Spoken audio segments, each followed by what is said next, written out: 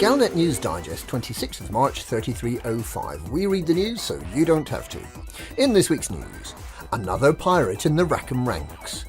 Identity puzzle over Thargoid survivor. Boring death cultists urged to get on with it. Federation condemns Thargoid fake news. Another pirate in the Rackham ranks.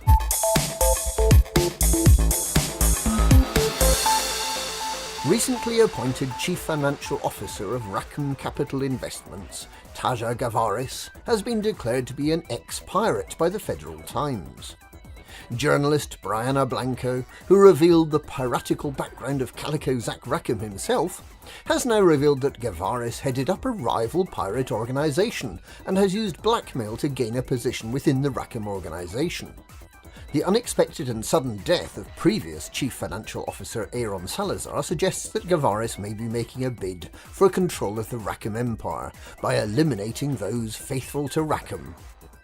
The Federal Times expressed its annoyance that the Federal Authority has made no attempt to investigate the alleged criminal backgrounds of key Rackham employees, despite its many lurid and detailed articles on the subject. Identity puzzle over Thargoid survivor. Someone has survived the massacre of Attain 4C, but the Federal Intelligence Agency is keeping quiet about who it is. The Thargoid cult believes that the Thargoids are the angels preceding the coming of their god, the so-called Thargoid. To make sure they were fresh and ready to meet their deity, the cult arranged to freeze dry many of their members with a Thargoid intrusion detection system rigged to defrost them all when the Thargoid came visiting. Unfortunately, the Thargoids appear to have taken exception to this plan and completely destroyed the two bases on moons of Attain 4. There were believed to be no survivors, but the FIA has been conducting a search for its deep cover agent Nathan Summers, who had infiltrated the cult and whose body has not yet been found. The FIA survey team now says that it's found an intact and functioning cryogenic pod containing one person, and has taken it to a medical facility to attempt to revive the occupant, but they claim they're currently unable to name that occupant. The survivor is believed to be one of the following: Thaddeus McWraith, First Herald of the Second Chapter; Vanya Hargrave, Third Herald of the First Chapter; Rubian Delgado, Adherent of the Seventh Chapter; Dr. Hester Dolmain, First Witness of the Sixth Chapter; Kiona O'Connor, Adherent of the Fifth Chapter; Nash Severin, Second Disciple of the Fifth Chapter; Corinne de la Torre, Adherent of the Fourth Chapter; Noah Whiteleaf, Second Witness of the First Chapter; or Nathan Summers, Adherent of the 16th Chapter and Undercover Federal Agent. Boring death cultists urged to get on with it. The cultists, children of Tothos, have been urged to get on and blow up Archibald Terminal, following more than a week of no news from the hijacked station. The initial concept of killing millions of innocent civilians to summon a vengeful deity seemed newsworthy, but as time has dragged on with no developments, news organisations have grown tired of waiting.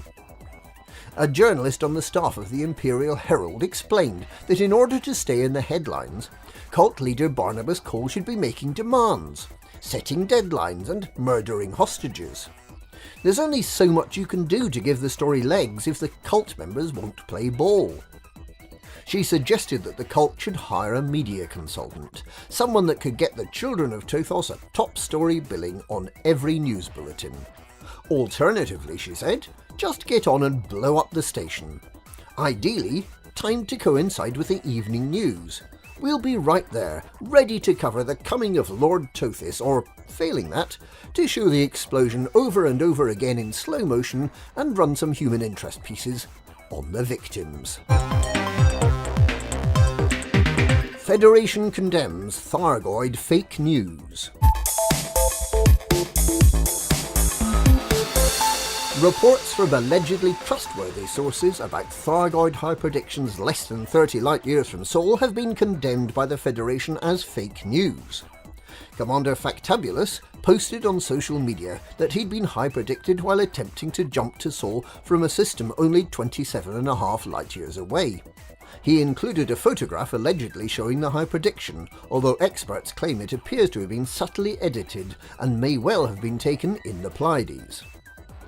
The Office of the President emphasises that Sol is entirely safe from Thargoid attack and suggests that the misinformation may have been spread by his enemies in advance of the half-term vote of confidence in the President, which is due in June. It also points out that despite many reports of stations damaged by Thargoids, no stations, not one, have been destroyed. The Thargoids may not be the lethal threat we've all been worrying about. There is no need for federal citizens to worry. President Hudson has everything under control. And that's this week's Galnet News. Galnet News, we read the news so you don't have to.